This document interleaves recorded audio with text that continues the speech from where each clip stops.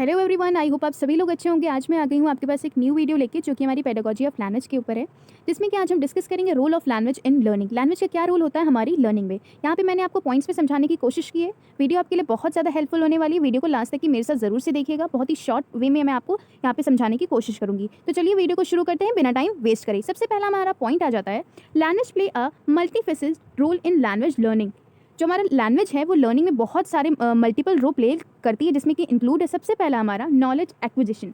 Language help learners absorb and process information. यहाँ पे क्या करती है कि लैंग्वेज हमारे लर्नर्स को नॉलेज को एक्वायर करने में हेल्प करती है, कि वो किस तरीके से ज़्यादा हमारी जो इन्फॉर्मेशन है उसको एब्जॉर्ब कर सकें, किस तरीके से हम जो हमारा प्रोसेस है उसकी जो इन्फॉर्मेशन है उसको एब्जॉर्ब कर सकें। तो कहीं ना कहीं जो हमारी लैंग्वेज है वो हमारे लर्नर्स को हेल्प करती है कि ज़्यादा से ज़्यादा हम जो हमारी नॉलेज है उसको हम एक्वायर कर सकें। सेकेंड हमारा पॉइंट आ जाता है कम्युनिकेशन।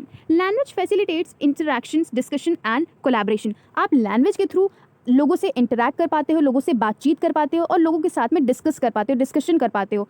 फिर इसी के साथ साथ हम लोग कोलैबोरेशन में वर्क भी कर पाते हैं। फॉर एग्जांपल, अगर आपको मेरी भाषा नहीं, मेरी लैंग्वेज आपको नहीं समझ में आएगी, क्या आप लोगों के साथ काम कर पाओगे? अगर मैं आपको जो समझा रही हूँ अगर आपको समझ ही नहीं आएगा तो क्या आप मेरी इस वीडियो को देखोगे? तो कहीं ना कहीं जो लैंग्वेज है हमारी कम्युनिकेशन में बहुत ज़्यादा वाइटल रोल प्ले करती है। थर्ड हमारा पॉइंट आ जाता है thought and cognition. Language influences thinking, problem solving and idea generation. जो हमारी लैंग्वेज है वो हमारी थिंकिंग को इन्फ्लुएंस करती है। जो हमारी लैंग्वेज है, जैसा हम क्या सोचते हैं, जो हमारी भाषा है उस हिसाब से हमारी थिंकिंग भी हो जाती है। फिर उसके बाद में हमारी प्रॉब्लम सॉल्विंग स्किल को भी कहीं ना कहीं इन्फ्लुएंस करती है, और कहीं ना कहीं जो हम लोग आइडिया जनरेट करते हैं वो भी हमारी जो लैंग्वेज है वो उसको इन्फ्लुएंस करती है। आई होप ये पॉइंट आपको क्लियर हो गया होगा।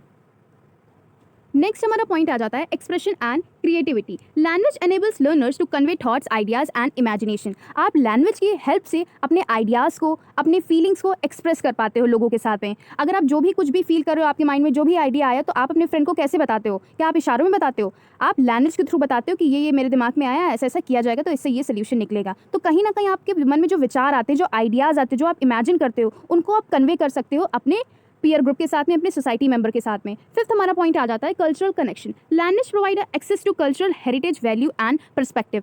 हमारी जो लैंग्वेज है वो हमारी कल्चरल में भी हेल्प करती है। हमारी जो संस्कृति है उसको आगे बढ़ाने के लिए भी हमारी जो लैंग्वेज है वो बहुत ज़्यादा वाइटल रोल प्ले करती है। हमारा जो कल्चरल हेरिटेज है, जो सोसाइटी के नॉर्म्स हैं, वैल्यूज़ है, वो भी लोगों को बताती है कि हमारी संस्कृति क्या कहना चाह रही है, हमारी संस्कृति कहाँ से कैसे क्या आई है। उस पर भी हमारी जो लैंग्वेज और जो भाषा है वो जोर देती है। आई होप ये क्लियर हो गया होगा आपको ये point.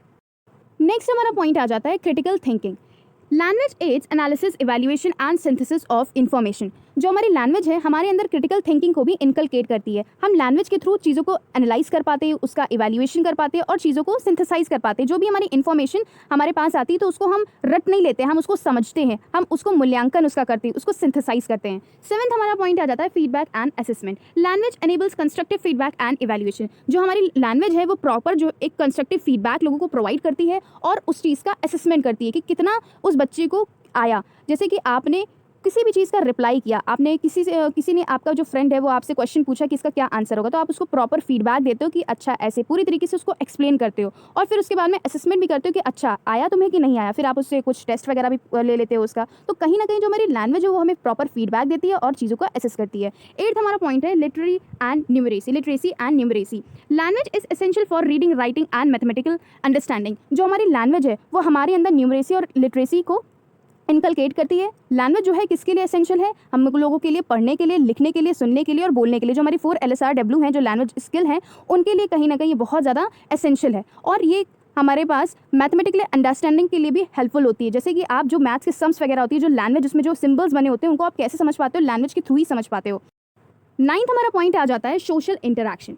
Language facilitate socialization, empathy and understanding. जो हमारी लैंग्वेज है वो सोशलाइजेशन को भी फैसिलिटेट करती है, एम्पैथी, लोगों की जो फीलिंग्स हैं उनको भी समझने में हमें हेल्प करती है, और अंडरस्टैंडिंग, दोनों लर्नर्स के बीच में। अगर फॉर एग्जांपल आपके और फ्रेंड है तो आप अपने फ्रेंड को अपनी फीलिंग्स को समझा पा रहे होगे, आपका फ्रेंड है जो अपनी फीलिंग्स को आपको समझा पा रहा होगा, तो एक म्यूचुअल अंडरस्टैंडिंग को क्रिएट करती है। तो कहीं ना कहीं जो हमारा लैंग्वेज है वो बहुत ज़्यादा सोशल इंटरैक्शन में अपना रोल प्ले करती है। 10th हमारा पॉइंट आ जाता है life long learning. Language skills are crucial for continuous learning and professional development. जो हमारी लैंग्वेज है वो स्टेबल नहीं है, वो लाइफ लॉन्ग प्रोसेस है। ये आपके अंदर कहीं ना कहीं कुछ ना कुछ चीज़ें जो हैं वो इनकलकेट और डेवलप करती रहती हैं। ये कॉन्टिन्यूअस लर्निंग के लिए बहुत ज़्यादा इंपॉर्टेंट है। और आपका जो प्रोफेशनल डेवलपमेंट है, फॉर एग्जाम्पल अगर आपको हिंदी आती है तो कहीं ना कहीं आप चीज़ों को में इन्वॉल्व हो रहे हो आगे चल के आपने पढ़ाई की, तो कहीं ना कहीं आप टारगेट लैंग्वेज या इंग्लिश या फ्रेंच लैंग्वेज या कोई भी फॉरेन लैंग्वेज को आप सीखते हो तो कहीं ना कहीं आपको वो प्रोफेशनली भी काम आती है। अगर आपकी प्लेसमेंट किसी भी दूसरी कंट्रीज़ वगैरह में लगी तो कहीं ना कहीं जो आपकी लैंग्वेज जो अभी आपने सीखी है वो कहीं ना कहीं उसमें आपको बहुत ज़्यादा काम करेगी, बहुत ज़्यादा हेल्पफुल रहेगी। तो आई होप ये पॉइंट्स आपको क्लियर हो गए होंगे। मैंने आपको 10 पॉइंट्स यहाँ पे बहुत ही ईजी लैंग्वेज में समझाने की कोशिश की है।